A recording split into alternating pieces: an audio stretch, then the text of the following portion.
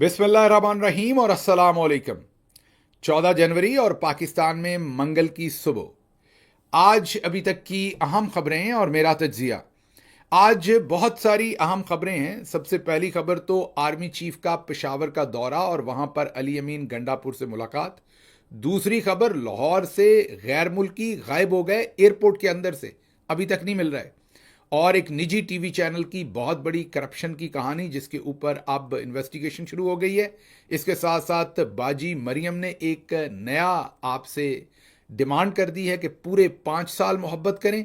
लेकिन इन सब खबरों से पहले जो खबर आपके सामने रखनी है वो माँ की कहानी आपके सामने रखनी है। जी हाँ, पाकिस्तान की एक नई माँ है, खसूसी तौर पर पंजाब की नई माँ है मरियम नवाज साहबा। उन्होंने अब पूरी कौम से क्या तकाजा किया है और क्या मैसेज दिया है वो आपके सामने रखना ज़रूरी है। लेकिन उससे पहले थोड़ा सा प्रिटेक्स्ट आपको बता दूं इस सारी खबर का, और वो ये है कि आए दिन सियासतदान हो या इस्टेब्लिशमेंट हो, वो किसी ना किसी किस्म की माँ से रिलेटेड बयानियाँ आपके सामने रखते रहते हैं। अमूमी तौर पर तो हमने धरती माँ की बात सुनी और नेशनल सिक्योरिटी, मुल्की सलामती, कौमी सलामती, इसके नाम पर 1958 से लेके अभी तक हमारे सामने कोई ना कोई बयानिया रखा जाता रहा। अभी हाल ही में आपने देखा कि कैसे जो धरती माँ है उसकी हिफाजत करने के लिए ये बताया गया कि ये जो इंतशारी टोला है, ये जो सोशल मीडिया के ऊपर वरगलाए हुए नौजवान हैं, ये जो इंतशारी ओवरसीज़ पाकिस्तानी हैं, इन सब से धरती माँ को कितना ख़तरा है। अभी वो बात चली रही थी कि बीच में सियासतदानों ने अपना पैंतरा छोड़ दिया कि आर्मी चीफ बाप है, कौम का बाप है, और जो वो फैसला करते हैं वो ठीक है। तो अभी कौम को बाप मिला ही था कि आगे एक माँ भी आ गई हैं, वो कहती हैं मैं माँ हूँ। अब ये समझ से बाहर है कि ये माँ भी देते हैं, बाप भी देते हैं, लेकिन जो रियासत में लोगों को चाहिए वो नहीं देते। रियासत में लोगों को सुकून चाहिए, रियासत में लोगों को तालीम चाहिए, रियासत में लोगों को सेहत की सहूलत चाहिए, रियासत में लोगों को रोज़गार चाहिए, सबसे बढ़ के उन्हें सेल्फ रिस्पेक्ट और सिक्योरिटी का एहसास चाहिए। सिक्योरिटी की रैंकिंग में हम जाते हैं तो हम पूरी दुनिया में नीचे से तीसरे नंबर पर हैं और नंबर 1 होने की तरफ जाने की कोशिश कर रहे हैं, क्योंकि मैं माँ हूँ। और अगर हम इंटरनेट की स्पीड पे जाते हैं तो हमारे वहाँ भी वही हालात हैं। ख़वातीन के लिए जो माहौल है उसमें जाते हैं तो हमारे लिए वहाँ भी वही हालात हैं। पूरी दुनिया में जर्नलिस्टों को सबसे ज़्यादा जहाँ कत्ल किया जाता है या जानों से जाते हैं तो वहाँ भी हम नंबर 1 या नंबर 2 पर होते हैं। तो एक तरफ तो रियासत के हालात ये हैं, दूसरी तरफ अब हमारे लिए एक नई नवेली माँ आई हैं जो कहती हैं कि मैं माँ हूँ, सबसे ज़्यादा मुझे ही आपका पता है। लेकिन ये बयानिया बनता कहाँ है जब धरती माँ का और हकीकी माँ का लगता है कि इसके पीछे कोई ना कोई बयानिया बनाने वाला एक ही मिस्त्री है। तो जिस भी मिस्त्री ने बनाया है उसने बाजी को बयानिया तो दे दिया है, लेकिन बाजी की एक्टिंग अच्छी नहीं है। ये ज़रा एक पैकेज देखिए जो हमारी टीम ने बनाया है, जिसमें आपको अंदाज़ा होगा कि कितनी शिद्दत से माँ बनने की चाहत है।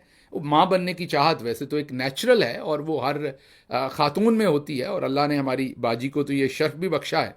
लेकिन अब वो पूरी कौम की माँ बनना चाह रही हैं। जैसा कि मैंने अभी आपको बताया कि सियासतदान जो हैं वो कभी किसी को बाप बना देते हैं, कभी किसी को माँ बना देते हैं, तो बस ऐसे ही ये काम चलता रहता है। ये ज़रा सुनिए। मैं बिल्कुल आपके लिए ऐसे सोचती हूँ जैसे एक माँ अपने बच्चों के लिए सोचती है। आपकी चीफ मिनिस्टर आपकी माँ की तरह है। मैं चीफ मिनिस्टर होने के साथ साथ आप सबकी माँ के तौर पे आपसे बात कर रही हूँ। आज मेरे लिए सबसे इमोशनल मोमेंट ये था जब मुजफ्फरगढ़ के उस बच्चे ने मुझे माँ कहा। मैं आप सबको एक माँ के तौर पे देखती हूँ। मेरे लिए मेरे तमाम बेटे और बेटियां बराबर हैं। मैं चाहती हूँ कि आपको ये फर्क महसूस हो कि वजीर आला की कुर्सी पे वजीर आला मरियम नवाज नहीं बैठी हुई, हमारी माँ बैठी हुई। जिस तरह एक माँ खुश होती है अपने बच्चे की कामयाबी पे, इसी तरह मैं आज आपकी कामयाबी पे बहुत खुश हूँ। तो मेरी सिर्फ यही आपसे एक गुजारिश है। इस वीडियो में आप सबने देखा है तो आप अब बाजी मरियम का एक तो एहतराम शुरू करें माँ की तरह। वो बहुत ज़ोर लगा रही हैं माँ बनने के लिए, और उसके साथ साथ मेरी आप सबसे ये भी गुजारिश है कि आप थोड़ा टफ टाइम ना दें, क्योंकि बाजी ने एक और स्टेटमेंट दी है। उन्होंने कहा कि अगर प्यार करना है तो पूरे 5 साल के लिए करना है। जी हाँ, आपको लग रहा होगा मैं गलत कह रहा हूँ, सुन लीजिए। अगर अल्लाह ताला ने 5 साल दिए, आपने इतमाद किया, इसी तरह अपनी मोहब्बतें जो हैं वो जारी रखी, इसी तरह अपनी मोहब्बतें जो हैं वो जारी रखी। सुन लिया आपने।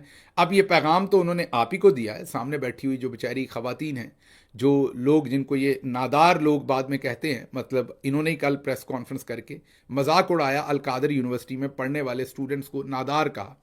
तो इनके नज़दीक नादार भी एक मजाक है बदकिस्मती से। तो ये उनको ही पैगाम दे रही थी कि मेरे से मोहब्बत पूरे 5 साल करें। उन्होंने तो मोहब्बत 17 सीटों की थी।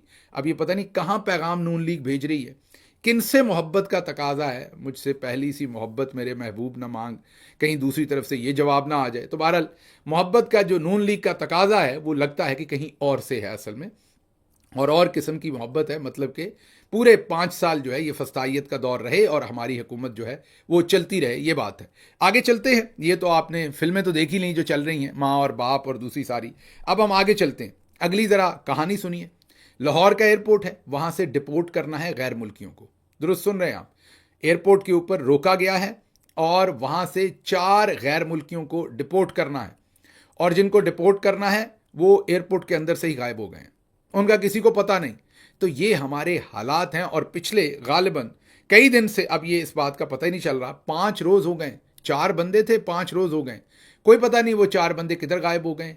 ना उन्हें आसमान खा गया या ज़मीन, जाहिर है पैसे वैसे लेके किसी ने दाएं बाएं निकाल दिए होंगे।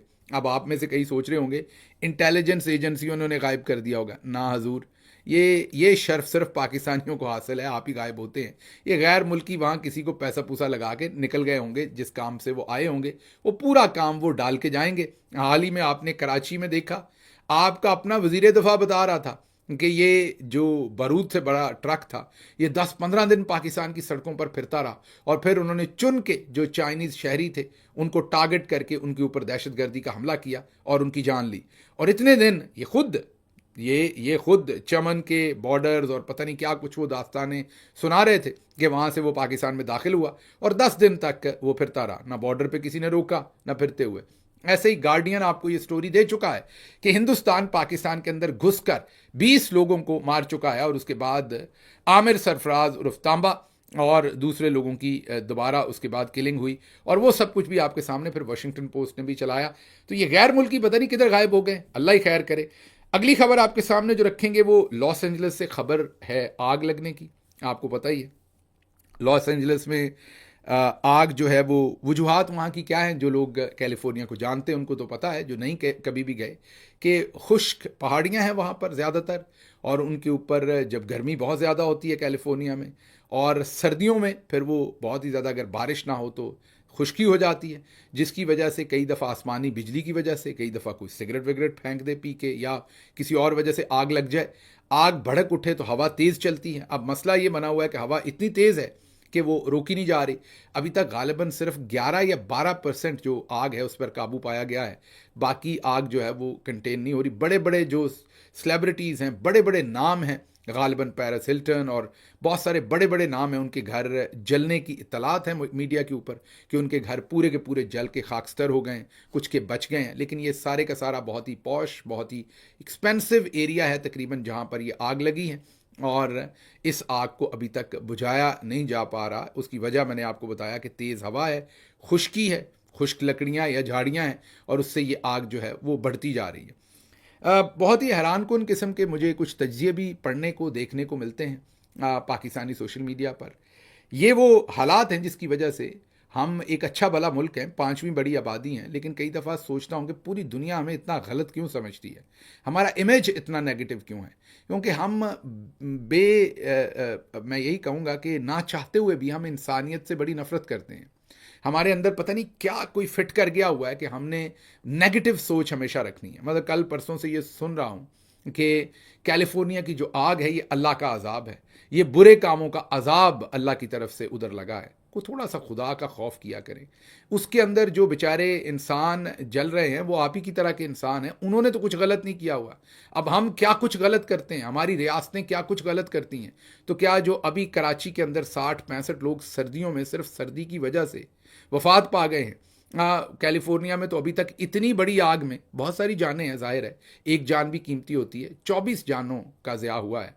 तो अगर कैलिफोर्निया की 24 जो आग से जानें गई हैं आप उसको खुदा का अजाब कह रहे हैं, तो जो कराची के अंदर 65 के करीब जानें सर्दी की वजह से गई हैं उसके बारे में आप क्या कहेंगे? और जो दहशतगर्दी और दूसरी तमाम चीज़ों से हमारे यहाँ जो जाने जाती हैं उसके बारे में आप क्या कहेंगे? फिर सैलाब आते हैं, फिर और क्या कुछ आता है।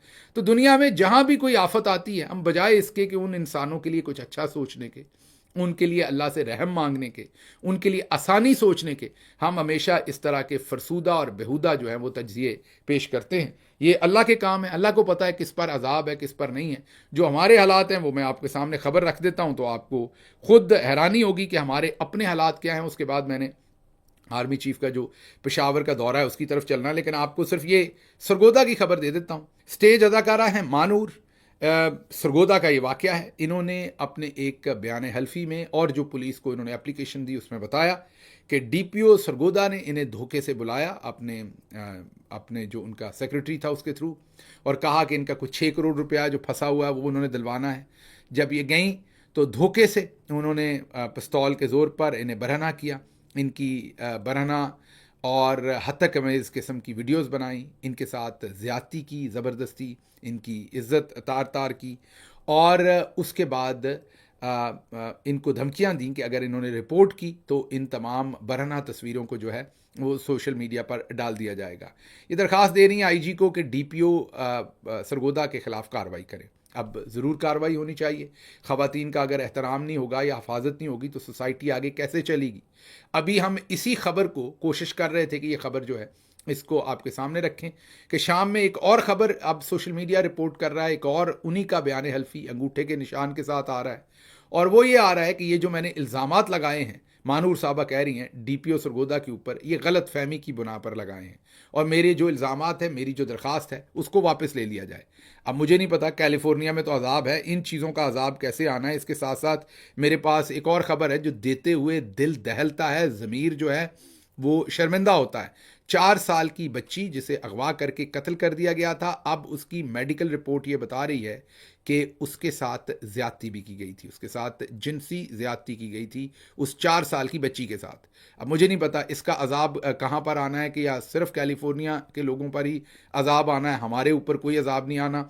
तो खैर, अभी हम ये मानूर साहबा की जो सारा किस्सा है इसमें अब 2 पहलू हैं। एक पहलू तो इसका ये निकलता है क्योंकि विक्टिम शेमिंग से हमने हर सूरत बहरहाल कोशिश करनी है, हर सूरत बचने की। अब इसमें विक्टिम शेमिंग तो ये होगी कि हम सारा कसूर मानूर साहबा पे डाल दें। इसका एक एंगल ये भी हो सकता है कि उन्होंने कंप्लेन की, उनके साथ ये ज़्यादती हुई, फिर उन्हें मज़ीद हरास किया गया, दबाया गया, प्रेशराइज़ किया गया, और ज़बरदस्ती दूसरा बयान लिया गया जिसमें उन्होंने कहा कि गलत फहमी हुई। अगर ऐसा हुआ है तो रियासत का फेलियर है और बहुत ही बड़ी शर्मिंदगी की बात है, और रियासत को डूब के मरने वाली बात है पूरी रियासत के लिए कि एक औरत के साथ पहले ज़्यादती हुई, वो रिपोर्ट करने गई, और जब उसने रिपोर्ट की तो बजाय इसके कि उसे आईजी किसी किस्म का इन्वेस्टिगेशन करके तहफ़्फ़ुज़, और इन्वेस्टिगेशन होती, अदालतें इंसाफ देती, वो बजाय इसके उसको मज़ीद हरास किया और उसे अपनी मर्ज़ी का बयान लेके उसकी मज़ीद नफ्सियाती उसके लिए एक दबाव का बायस बने। इसका दूसरा पहलू भी है, वो भी आपके सामने रखना पड़ेगा। दूसरा पहलू ये है कि ये कोई और मामला हो लेन देन का, या कोई, मैं विक्टिम शेमिंग नहीं कर रहा, आपके सामने सिर्फ रिपोर्ट कर रहा हूँ क्योंकि अब दोनों चीज़ें सामने हैं। वो ये है कि खामखा ऐसे ही इल्ज़ाम लगा दिया गया हो, और बाद में जब भावताव हो गया हो, भावताव का मतलब मैं किसी गलत सेंस में नहीं कह रहा, पैसों का लेन देन हो सकता है डीपीओ ने पहले रिश्वत ले रखी हो या कोई और मामला हो, और उस वजह से ये इल्ज़ामात लगाए गए हों, और जब वो मामला जो है वो सेटल हो गए हों तो ये एप्लीकेशन वापस ले ली गई हो। अब मैं तो वज़न पहली चीज़ के पीछे डालूंगा क्योंकि विक्टिम शेमिंग की तरफ मैं नहीं जाना चाहूँगा। मैं पहली चीज़ को ही सपोर्ट करूँगा और कहूँगा कि ये रियासत के लिए कितना इंपॉर्टेंट है कि ऐसे मुकदमे की फेयर इन्वेस्टिगेशन करना। लेकिन हैविंग सेड दैट, अगर 1% भी चांस है कि दूसरा मामला है तो फिर भी गौर कीजिए कि हम इखलाकी तौर पर उधर की बात भी देख लीजिए और इधर की भी देख लीजिए कहाँ पहुँच गए हैं। लेकिन हमें लगता है कि अजाब किसी और पर आ रहा है। अल्लाह से बचिए, किसी पर भी अजाब आए, किसी और पर आए या हम पर आए। अमाल वैसे हम सबके एक ही जैसे हैं, लगता है हमें कि हमारे अमाल जो हैं वो दूसरों से बहुत बेहतर हैं। अच्छा जी, अब आपके सामने खबर रखते हैं आर्मी चीफ। वो गए हैं पेशावर, दौरा किया उन्होंने पेशावर का, और वहाँ पर सिर्फ वो खुद ही नहीं गए, तमाम पॉलिटिकल लोगों को भी बुलाया गया। सो मच सो के कराची से हाफिज़ नईमुर रहमान, जिन्होंने हाल ही में इमरान खान के ऊपर 2-3 हमले किए थे और उनको इजराइल और दूसरी चीज़ों के ऊपर बयानियाँ डाइवर्ट करने के लिए डी चौक के ऊपर सवाल पूछने की बजाय मिलिट्री इस्टेब्लिशमेंट के कहने पर नईमुर रहमान साहब ने वो सवालात पूछे थे, जिस पर पूरे पाकिस्तान से उन पर शदीद तनकीद हुई। उसके बाद जो जमात इस्लामी की सोशल मीडिया टीम थी, उन्होंने एक ही काम किया कि उन्होंने फिर जाली झूठे जो स्क्रीनशॉट्स थे वो बनाकर सोशल मीडिया पर वायरल करने की कोशिश की, लेकिन इनको ये एहसास हो गया कि ये मंजर नहीं बिकना। उसके बाद चुप करके बदक के बैठ गए, क्योंकि ये पता चल गया है कि इन हालात के अंदर इमरान खान पर या तहरीक इंसाफ पर हमला करेंगे तो रिटेलिएशन बहुत आएगी। वो भी खैर कराची से आए हुए थे आज इस मुलाकात के लिए, इसमें ANP के लोग भी थे, इसमें बाकी तमाम जमातों के लोग भी वहाँ बैठे हुए थे, अली अमीन गंडापुर साहब भी थे, इसमें मेरा ख्याल कोर कमांडर पेशावर भी थे और इसमें मोहसिन नकवी भी थे। बातचीत वहाँ पर अमन अमान की सूरत में की सूरत हाल पर हुई है, जो कुछ खैबर पख्तूनख्वा में हो रहा है या उसके मुल्हका इलाकों में हो रहा है। आर्मी चीफ गए थे। जाहिर है, मैंने जैसे कल भी कहा था कि इस सब के लिए एक नेशनल रिजॉल्व की ज़रूरत है, उस सब के लिए एक नेशनल कमिटमेंट की ज़रूरत है, नेशनल क्लैरिटी की ज़रूरत है, नेशनल ऑब्जेक्टिव जो आपका एक बनना है लॉन्ग टर्म, वो क्या है, और उसके लिए आपको एक ऐसे लीडर की ज़रूरत है जिसके पीछे पूरी कौम हो। अब एक तरफ तो आर्मी चीफ को ये सोचना पड़ेगा कि पाकिस्तान तहरीक इंसाफ को तख्ता मश्क बना रखा है और हर जुल्म उनके ऊपर किया जा रहा है। कल भी हमने आपको बताया किस तरीके से अलकादर यूनिवर्सिटी केस में जज का और कर्नल साहब का जो एक टाकरा हुआ है, जिसमें कर्नल साहब की डिमांड है कि फ़ैसला, ज़ाहिर है उनको तो ऊपर से अहकामात हैं कि फ़ैसला सख्त सुनाया जाए। जज जो है वो कहता है मेरे पास स्पेस ही नहीं है सख्त सुनाने की, इस वजह से फ़ैसला रुका हुआ है और अब ये पेशावर गए हैं। उम्मीद करते हैं कि कोई पाकिस्तान के लिए बेहतरी का सिस्टम निकलेगा, लेकिन जो मामलात पाकिस्तान के इस टाइम बड़े कर रहे हैं वो बहुत ही परेशानी की बात है। अच्छा जी, इससे पहले कि वक्त ख़त्म हो, मैं आखिरी खबर जो आपके सामने रखनी है क्विकली, वो एक निजी टेलीविज़न की हमने आपको खबर दी थी जो न्यूज़ की दुनिया में भी है और ड्रामा की दुनिया में भी है। मेन चैनल ड्रामों का भी है, न्यूज़ का भी है। उनके एक घर के फ़र्द डायरेक्टर, उनकी हमने पूरी न्यूज़ आपके सामने रखी थी, नाम भी लिया था उनका, और उन्होंने एक जो उनको प्लॉट दिया गया था, ज़ाहिर है चौधरी साहब की तरफ से इनाम होते हैं अच्छा काम करने के, अपना बयानिया बेचने के, तो उनके नाम एक प्लॉट किया गया था और वो प्लॉट जो था वो उन्होंने महज थोड़े से पैसों में वो ख़रीद लिया था। गालिबन शायद 1 अरब के करीब ख़रीदा था और वो शायद कोई कम से कम 8 से 10 अरब रुपए का प्लॉट था। अब FIA ने उसकी खोल ली है इन्वेस्टिगेशन। कुरैशी साहब जो डायरेक्टर हैं और वो उस चैनल के वन ऑफ द डायरेक्टर्स हैं मीडिया के, और ये कंपनी उनकी बेटियों के नाम है। अब FIA ने उसकी फॉर्मल इन्वेस्टिगेशन शुरू कर दी है। देखते हैं ये मामला किस तरफ चलता है। आखिरी खबर हमने आपके सामने बाजी मरियम की रखनी थी। उन्होंने कहा कि मैं डेथ सेल में रही, 50 डिग्री सेंटीग्रेड पर रही। इस पर तो चले हम पंजाबी वीलॉग में तबसरा कर लेंगे सारी की सारी बात पर, लेकिन एक बात उन्होंने कही जो बहुत ही ख़तरनाक है और मैं हाथ बांध के उनसे गुजारिश करूंगा कि मेरी बहन ये काम ना कभी कीजिएगा। उन्होंने कहा कि अगर मैं मुंह पर हाथ फेर कर ये कहूँ तो बाजी मत फेरिएगा। उसकी वजह ये कि मुंह पर हाथ फेरा तो सामने बैठे लोगों की चीखें निकल जाएंगी, मेकअप जाना है उतर, तो फिर औरत कार्ड खेल लीजिएगा इसके ऊपर, क्योंकि औरत कार्ड अब बनता नहीं है। आप एक चीफ मिनिस्टर हैं और आप जिस तरह की बात कर रही हैं अब उसके ऊपर वैसा ही तबसरा हो सकता है। 50 डिग्री आप वहाँ रहती तो मेरी बहन पिघल जाती वैसे ही, और वैसे ही हम इंसान तो मोम के ही बने हुए हैं, तो मोम के बने हुए जो इंसान हैं वो 50 डिग्री पर जाकर पिघल जाते हैं। इंसान 40, 42, 45, 46 तक चलें तो आप हॉस्पिटल में होती मेरी बहन। लेकिन चले, बहरहाल आपका वक्त है। आपने तब भी हमें बताया था मैं नाइट सूट पहना हुआ था। अब डेथ सेल में आपको नाइट सूट्स और डे सूट्स और मॉर्निंग सूट्स और इवनिंग सूट्स और जो डिनर के लिए ड्रेस अलग, वो कौन प्रोवाइड करता था ये हमें नहीं पता। फिर आपको इस्त्री भी चाहिए थी और आप बताती रहीं कि आप फ्राइंग पैन के साथ कपड़े इस्त्री करती थी, हमें नहीं पता था। उसके बाद आपने UN से खिताब करना होता था उसी डेथ सेल में बैठ के, जो आपने इतने बुरे हालात 50 डिग्री पर भी आपने कपड़े प्रेस करने थे। तो इस पर मैं क्या कह सकता हूँ। बहरहाल मुझे यहाँ से इजाज़त दीजिए। अल्लाह आपका हामी और नासिर हो। पाकिस्तान जिंदाबाद।